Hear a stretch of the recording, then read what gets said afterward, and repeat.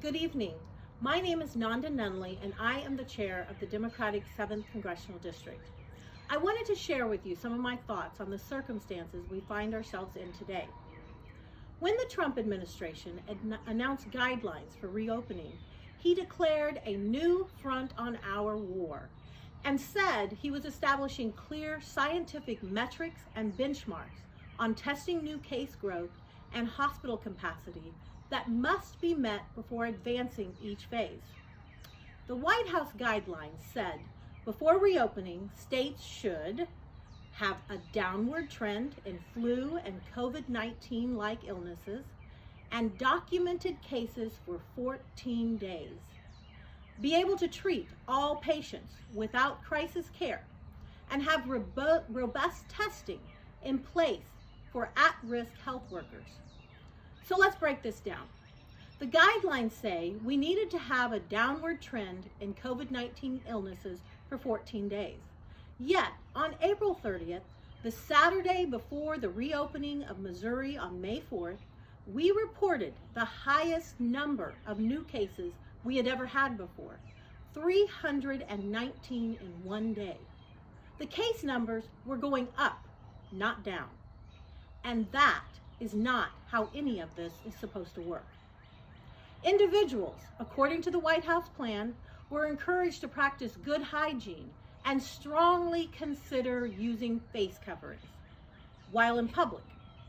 Employers were asked to develop and implement appropriate policies in accordance with federal, state, and local regulations and guidance on social distancing, temperature checks, testing, isolating, contact tracing, sanitation, use and disinfection of common areas, and business travel.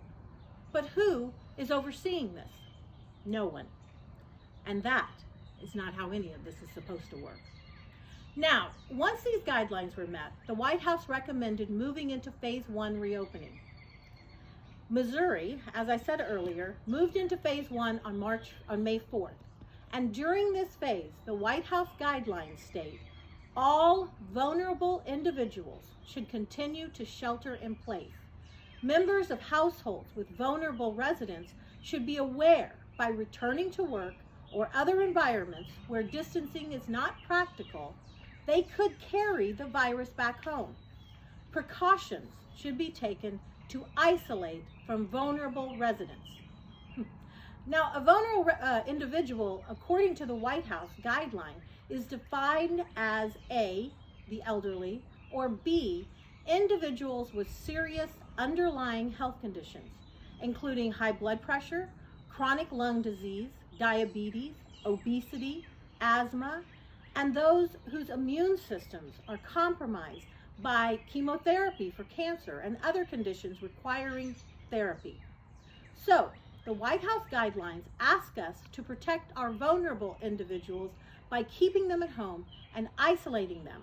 However, according to our Missouri governor, Mike Parsons, in direct contradiction of the White House and CDC guidelines, he says if you do not have an active case of COVID-19 or are taking care of an active case of COVID-19, you need to return to work. To hell with vulnerable individuals sheltering in place. If you do not have an active case, you may not receive your unemployment benefits if you refuse to return to work. And how can anyone afford to isolate from vulnerable residents when many households can barely maintain while living under one roof, much less two? Let me be clear. No vulnerable individual or caregiver to a vulnerable individual should be punished for protecting themselves or their loved ones by not returning to work, especially if that work cannot guarantee their safety. That is not how any of this is supposed to work. Essential workers have been suffering some of the greatest COVID-19 infections and death rates across this country.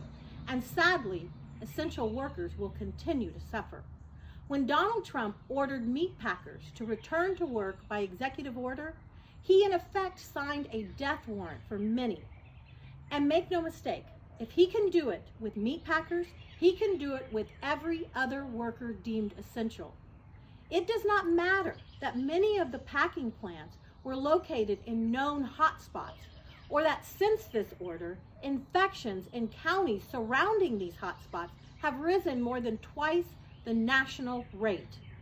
And while healthcare worker data is hard to track, we know that in April, the numbers were steadily rising with over 9,200 reported positive cases of healthcare workers, according to the CDC.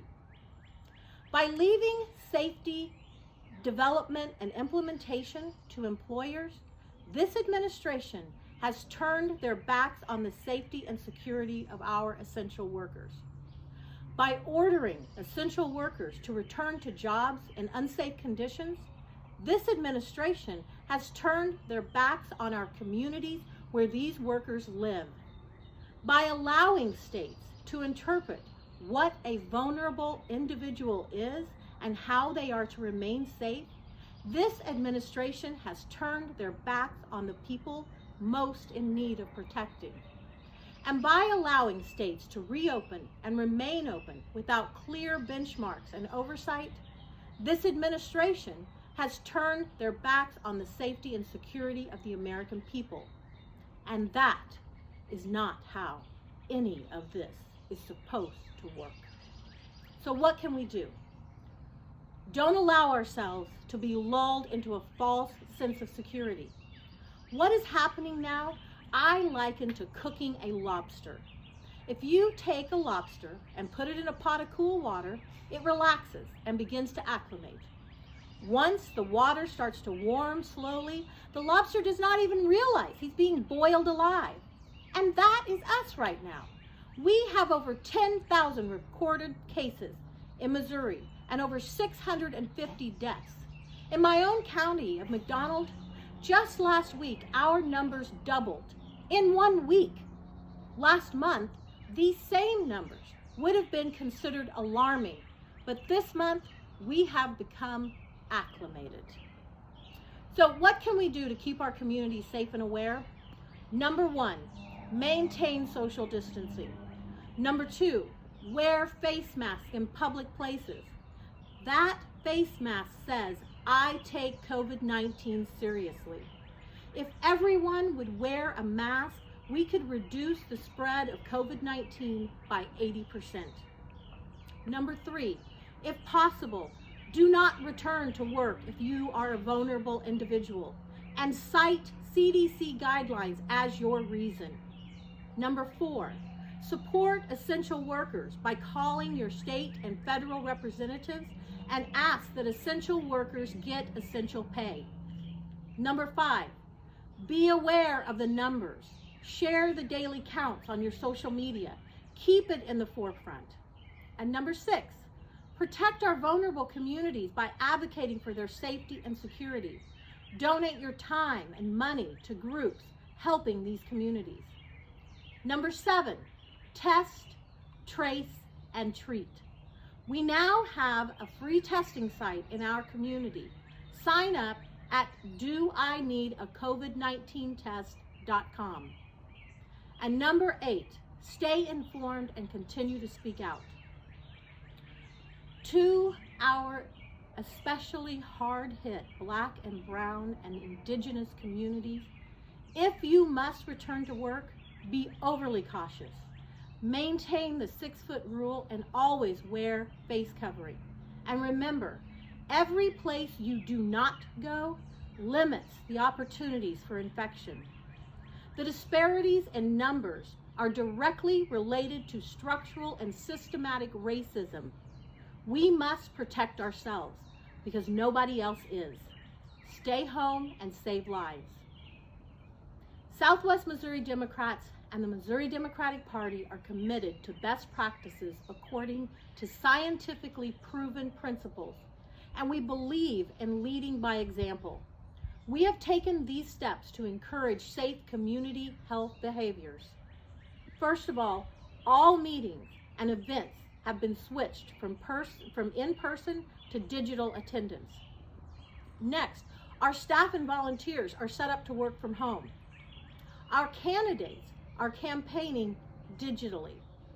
Our candidates, board members, and staff are wearing face masks when out in public. We organize Speak Out, call your legislator messages for you to call your Missouri state representatives and state senators, pushing our Missouri legislature to accept COVID as a listed reason for no excuse absentee voting. We organize Speak Out, call your governor messages to push for the release of COVID-19 cases and deaths by racial and ethnic demographics.